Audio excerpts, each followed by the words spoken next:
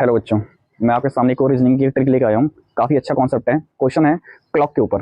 Clock से related हमारे पास दो कॉन्सेप्ट बनते हैं। एक बनता है क्लॉक, मतलब जो हमें समय दिखाता है। समय के ऊपर क्वेश्चन आता है कि उसका मिरर इमेज बताइए, और दूसरा बताइए उसका वाटर इमेज क्या होता है। तो आज मैंने आपके सामने एक टॉपिक लिया है मिरर इमेज का, कि अगर आपको कोई भी टाइमिंग गिवन हो और उससे अगर पूछा जाए कि इसका मिरर इमेज बताइए क्या होगा, इसका मतलब हुआ क्या। कुछ नहीं करना है। अगर आप अपने क्लॉक को एक मिरर के सामने रख दो, तो उसमें देखना तो टाइम तुम्हें दिखाएगा वो थोड़ा सा उल्टा से दिखाई देगा। मतलब जो आवर हैंड है वो अलग जगह दिखाई देगी, जो मिनट हैंड है वो अलग जगह दिखाई देगी, है ना। तो कुछ तरीके के जो कॉन्सेप्ट आते हैं वो मैंने आपके सामने रखा है। देखो, जैसे मान लो मैंने एक क्लॉक लिया, ये रहा। क्लॉक में मान लो 3 PM हो रहे हैं या 3 AM हो रहे हैं, कुछ भी हो रहा हूँ। तो ये मान लेते हैं, मैंने एग्जाम्पल लिया है कि भाई 3 बज रहे हैं।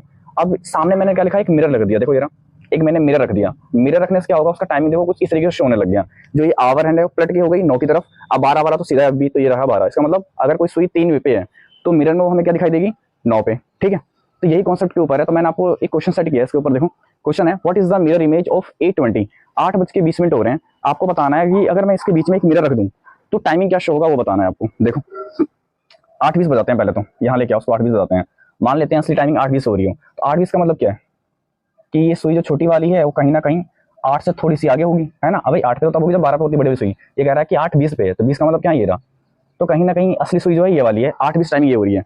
अगर मैं इसका मिरर इमेज बनाने जाऊँ तो इसका मिरर इमेज कुछ इस तरीके से बनेगा, है ना। ये छोटी वाली सुई को पलट करके इसको यहाँ कर देते हैं, तो ये 3 और 4 के बीच में थोड़ा सा हमें दिखाई देगा। ठीक है भाई। और जो बड़ी वाली सुई है इसको पलट कर यहाँ कर देते हैं 8 पे, तो इसकी इमेज कुछ इस तरीके से हमें बनती हुई दिखाई देगी। जब अगर आप इस क्लॉक को मिरर पर रखोगे तो प्रैक्टिकल करके देखना, बहुत आसान क्वेश्चन है, ज़्यादा कुछ मुश्किल नहीं है। अब बात आती है, क्या हम एग्जाम में भी ऐसे करेंगे, इस तरीके से बना के चेक करेंगे, तब तो ज़्यादा टाइम लग जाएगा और क्वेश्चन गलत भी होने का चांसेस है ना। कभी मिनट में आ जाए, ज़्यादा आ जाए। 24 मिनट का बताओ, 8:24 क्या हो रहा है ना, 8:24 क्या हो रहा है। तो चलो उसका एक शॉर्टकट तरीका देखो क्या कह रहा है। आपको जो भी क्वेश्चन में गिवन हो, ये आपको जो भी कुछ गिवन हो, ठीक है, तो आपको करना क्या है, एक नंबर है हमारे पास, उस नंबर को इससे माइनस कर देना है। नंबर क्या है, 11 16।